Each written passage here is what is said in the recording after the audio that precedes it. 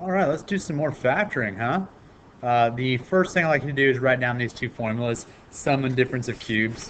We'll go over those here in a little bit, but just be sure you have them written down. That's kind of the main thing we're going over today. Before we do that, though, we're going to go into some factoring by grouping. This is kind of a review of yesterday. I mean, not kind of, it is a review from yesterday. So what can I take out of the first two? What can I take out of the second two? Uh, Remember, we only do this when we have four terms. So that's when I'm doing this. I can take a 2 and an x out of the first two. I'm left with x minus 4. I can take a 3 and a y, and I'm left with x minus 4. When they match, that makes us happy. So then I'm going to have x minus 4 and 2x, I should say, plus 3y. Boom, boom, boom.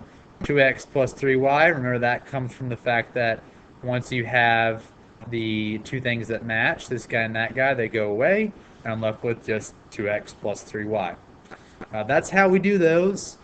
2, 3, and 4 all work that same way. I can do them real quick here, and then we'll go and get started into sum and difference of cubes. An x can be taken out of those, so I'm left with x plus 2y. Let's see, a negative 3 and a z can be taken out of those, and I'm left with x plus 2y. So my answer is x plus 2y and x minus 3z. Next one, we can take, still can't do it. Anytime we have four numbers we need, I'll also double check and see if we can do a GCF. So GCF, nothing came out of all those, nothing comes out of all these. So I can take a 2 and a y out. I'm left with 4x plus 5y. Same thing over here, take out a negative 3, and I still should have, yeah, what do you know, 4x plus 5y. So I have I have 4x plus 5y and then 2y minus 3. Boom, boom, boom. And then number 4, looks like we can actually take something out of all four of those. We can take out a 2. So now I'm left with 6m squared plus 4m minus 3mn minus 2n. So what can I take out of the first two? I can take a m and a 2 out. So now I'm left with 3m plus 2. Take out a negative 1. So now I'm left with 3, oh, and a negative n, I should say.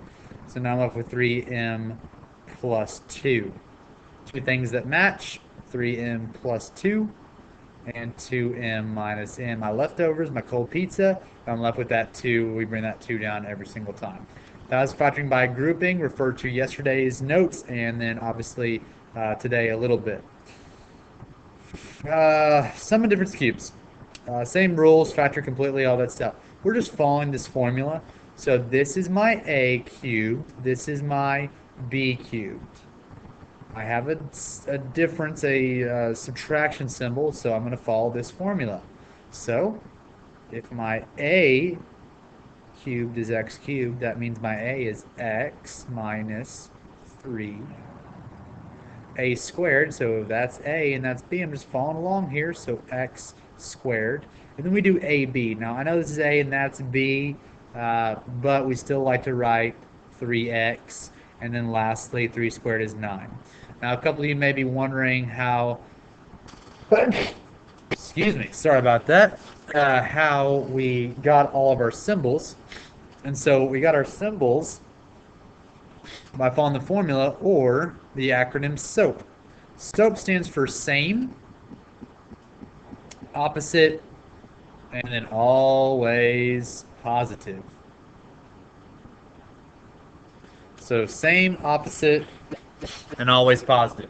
That is an acronym, I should say, that helps us memorize what signs we use. So here, I'm going to use the same. So this is a minus, that's the same. The opposite, if I have a minus there, opposite, and then always positive. What's positive? So remember SOAP. That'll help you out in life and in math. Next one, just follow the formula again. That's my a cubed. That's my b cubed.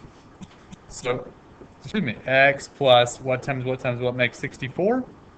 4. And then x squared minus this time because it's opposite. 4x plus 16, always positive. Boom, boom, boom. That's all we're doing, people. It's easy. Just follow the formula. The only tricky thing is if we got a GCF. So on number 7, we got a little GCF action. I can divide everything by 4, so I'm going to put a 4 and an x, actually, because that's a 4 and That's a 1x. So I got 4x. I'm left with x cubed plus 27. I got some perfect cubes here. So 4x and then x plus 3. X squared minus opposite plus 9. Boom, boom, boom, boom, boom. Easy, easy. Just follow the formula every single time. Follow it, follow it, follow it. Last one, what times what makes 125? What times what makes d cubed? So that's going to be 5d cubed plus 2 cubed. Easy, done. 5d minus 2 times 25d squared plus 10d, which is just fancy 3d. And then always positive, so plus 4. That's it. I know it's fast, but I mean, you just follow the formulas. Just follow exactly symbols and everything. Don't worry about negatives, positives. Just do the numbers and then plug in these symbols at the very end. Have a good day. See you tomorrow.